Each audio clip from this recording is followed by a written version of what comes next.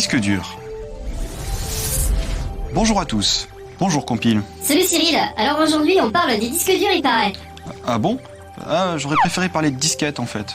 Oui mais bon, ça c'est trop tard, hein. Fallait être là il y a 2 semaines. Je te rappelle que c'est toi qui es pas venu. Oui, mais c'est quand même plus logique de parler de disquettes en premier, non? Pour ta logique humaine peut-être, mais pour moi c'est exactement pareil. Hein? Mais qu'est-ce que t'as fait? Alors, la disquette est un exemple de mémoire de masse, comme on l'avait expliqué il y a quelque temps. C'est-à-dire que les données qui y sont inscrites ne sont pas perdues quand il n'y a plus de courant. Ça a été inventé en 1967 par IBM. Et il paraît que la disquette est morte, est-ce que c'est vrai ça? En réalité, quelques usines vont encore en fabriquer, mais c'est vrai que ça va devenir de plus en plus rare. Donc la disquette est un disque magnétique souple qui est présenté dans un étui, qui permet de la protéger de la poussière. Il en existe plusieurs formats, du 8 pouces inventé par IBM jusqu'au 3 pouces et demi de Sony qui a été le format le plus répandu. J'ai une question. Pourquoi on compte les tailles des disquettes en pouces et pas en centimètres? C'est pas hyper pratique je trouve. Ça, il faut que tu demandes aux Américains. Mais note que la fameuse disquette 3 pouces et demi s'appelle en réalité la disquette de 9,4 cm. Et pour que les gens se rendent compte qu'elle était plus petite que les autres, ils l'ont finalement appelée 3 pouces et demi. Ok.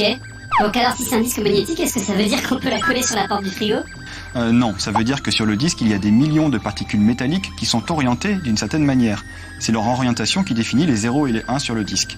Et pour les lire ou les écrire, on utilise un lecteur de disquette, dont la tête de lecture est un espèce d'aimant très perfectionné.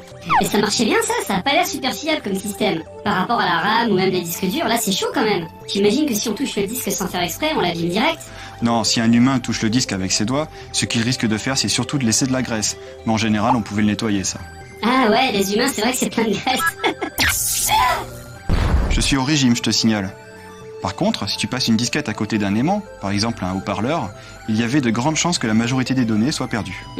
Bon, il faut aussi comprendre que les données ne sont pas posées au hasard sur la disquette. En fait, ces dernières étaient souvent organisées sous forme de pistes et de secteurs.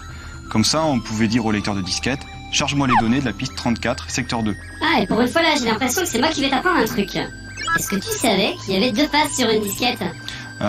Bien sûr, je le savais. Même que sur les premiers lecteurs de disquettes, on était obligé de retourner la disquette pour lire la seconde face. Mais avec les disquettes 3 pouces et demi, ce n'était plus possible. Du coup, les lecteurs de disquettes avaient 2 têtes de lecture, une de chaque côté. C'est vrai que ça fait bizarre quand même. Les humains sont tellement habitués aux CD et aux DVD qui sont souvent simple face qu'on a du mal à imaginer ce que ça fait un support où il faut retourner le disque, comme les 45 tours ou les crêpes. Il faut aussi se rappeler qu'en fonction de l'ordinateur qu'on utilisait, le nombre de pistes et de secteurs variait sur la disquette. Parfois, il n'y avait même plus de secteurs. Donc à chaque fois qu'on achetait une disquette, il fallait la formater, c'est-à-dire inscrire sur la disquette les pistes et les secteurs vides, un peu comme on laboure un champ avant de semer. J'aime tes métaphores agricoles, Cyril, ou sexuelles, je sais pas. Mais bon, sur la fin, tout le monde formatait au format MS-DOS, donc les fabricants vendaient les disquettes préformatées, ce qui n'empêche pas qu'on pouvait les reformater comme on voulait après. C'est cool, mais on s'en fout un peu, non? C'est fini tout ça. Et on n'entendra bientôt plus parler des disquettes. Peut-être qu'on n'en verra plus, mais on en gardera longtemps les traces.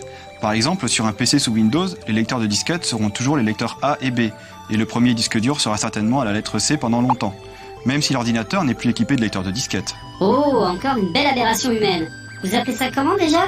C'est l'habitude, c'est ça? En parlant d'habitude, tu remarqueras que l'icône symbolisant la sauvegarde dans tous les logiciels est une disquette, alors même que les utilisateurs les plus jeunes n'en ont certainement jamais touché.